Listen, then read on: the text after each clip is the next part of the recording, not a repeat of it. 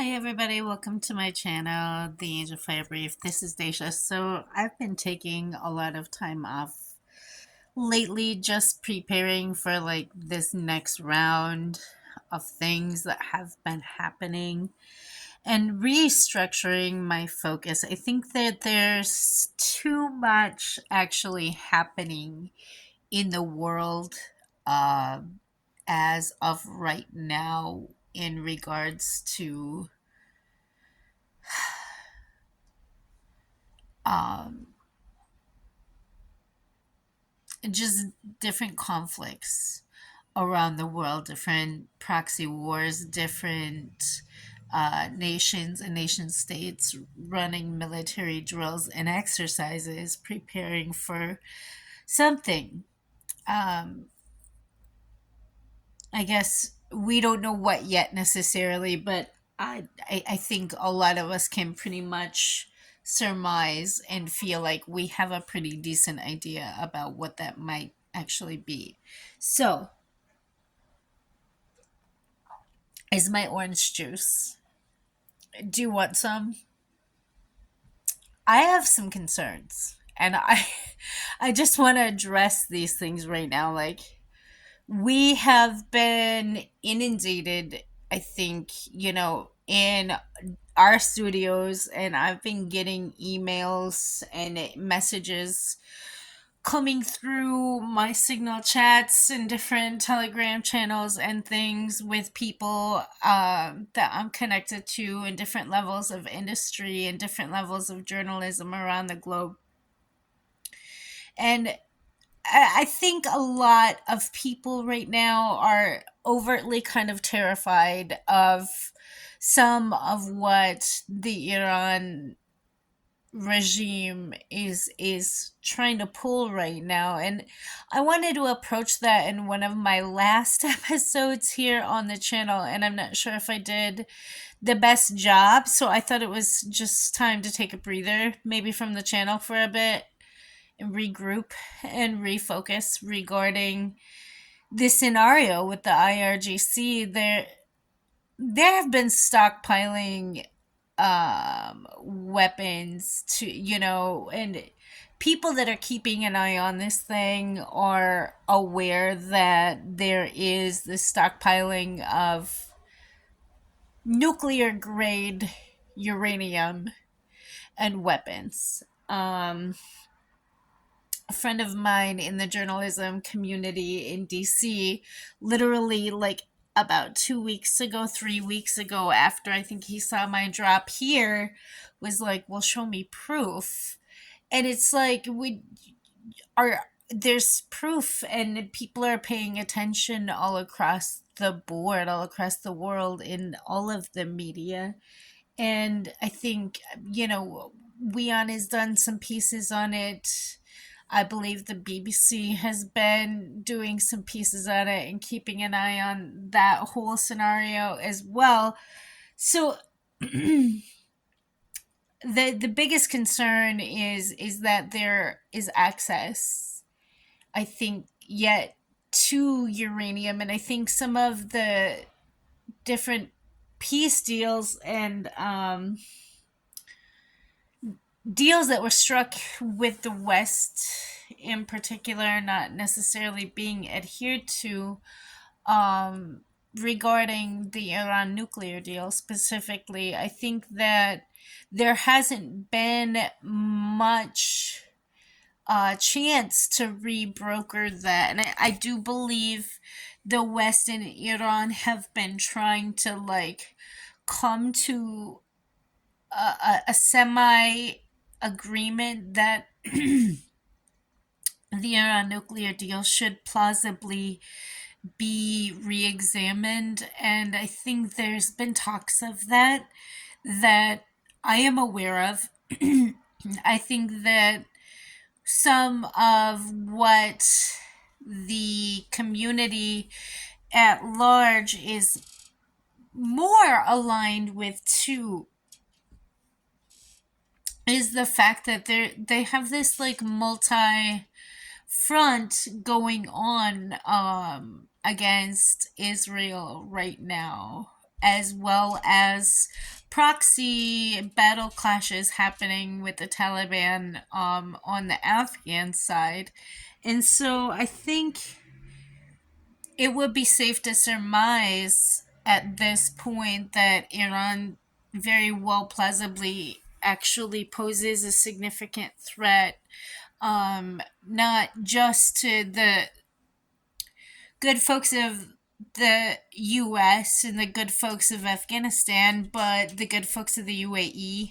Um, all across the board, I keep saying this to people, friends of mine in DC, friends of mine in the UAE, friends of mine in the Afghan community. I definitely see that the IRGC poses a very plausible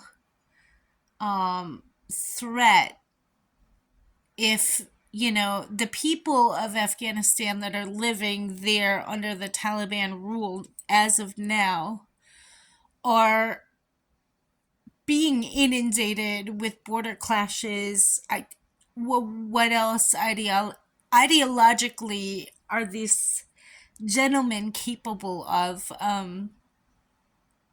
There was the branding of the Houthi scenario and all of those conflicts that started ramping up against the people of the UAE about a year and a half ago. I think this time around, it's Israel is the enemy, and Israel actually poses a significant threat to a couple of communities adversely as well.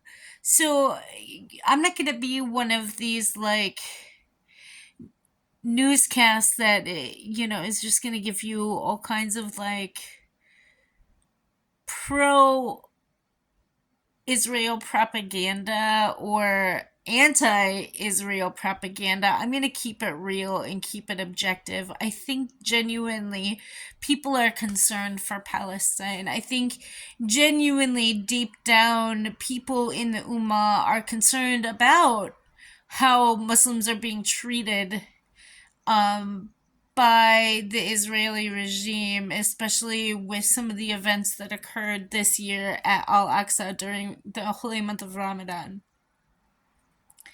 And I see these things in the news, and it really just jolts me. And I don't want to be one of these like stereotypical newscaster chicks that is just going to give you some repetitive propaganda that is only like one-sided. And I think that either way you look at it, that Iran's proxy conflicts are being aggressed, and I think they are ramping up certain levels of aggression. And I think the fact too that there is nuclear weapons grade uranium being hidden by the public in mass, much to the dismay of their own people, even, and the innocent civilians of Iran. I think it would be safe to say, if you're a praying person, if you care about us not entering like one of the biggest next plausible world wars that could actually happen, pray for peace. Pray for Iran. I know their civilian population isn't on board with the decisions that the IRGC is making for their people. I know that many Israeli civilians are also subsequently not on board with the decisions that their political leadership is making right now all across the board. And I know that in time, if we continue to keep peaceful objection and throw that into the mix every time that there is some positivity that comes of it. My goal here is to get everybody on track with what's actually happening in the world. And I think that the IRGC has shown the public enough that it doesn't even care about its own civilians. I think that it doesn't even care about the livelihood and civilians now of the Afghan people that are living under the Taliban rule.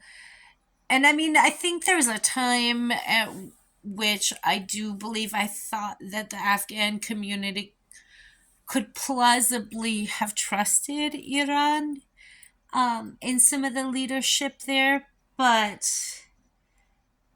I, I don't know right now. I think that it is time genuinely to cut through the crap all across the board.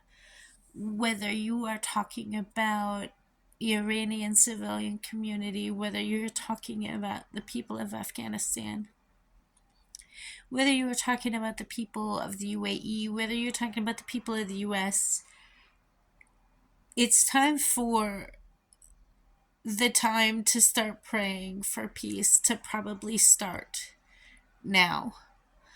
I'm seeing enough to be worried about inconsistently, like honestly agonizing over in my mentality. I'm just, I can't turn a blind eye.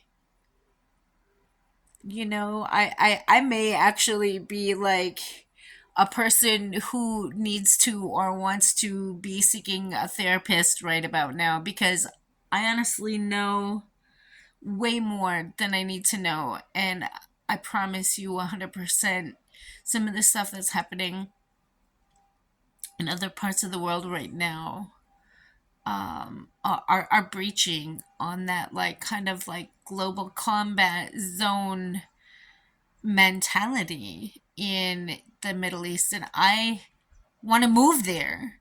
I am in love with some of the people in the Middle East and need to be interacting with people in some of these countries. So I'm not trying to like step into a war zone. And honestly, y'all, this really like tests one's faith in almost the worst way.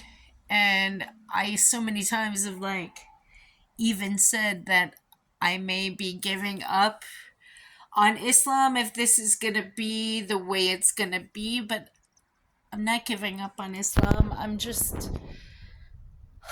I'm worried. As a Muslim, like, it's my dream to visit some of the mosques in some of these countries. And the very real plausibility of that never being a reality right now is just kind of shaking me to the core. And I don't really think it's time to be silent. I don't really think that it is up to anybody, one person, to be running around here telling people to be quiet. No. Some major stuff is happening all over the world, and some of the political leaders in other parts of the world need to spend some time in prayer and think about the civilians and the people that sacrifice for their nations. That's what I got. That's what I got today, and I'm grateful that you guys care to join me. My guess to you out there, if you are watching this and wondering what can I do, If you're a Muslim, spend time making dua. Obviously, if you're a Christian, go to your church and pray. If you are somebody that practices Judaism, also go pray. Whatever faith, if you practice Buddhism, go meditate on peace, please. I know a few good Tibetans out there in the world that spend their time actually focused on it. So I'm going to do that thing and just end now and tell you all that I love you and to be blessed and peace. Um, I'm serious. I think we all need to, just need to spend some time in prayer. Take care. Have a blessed evening.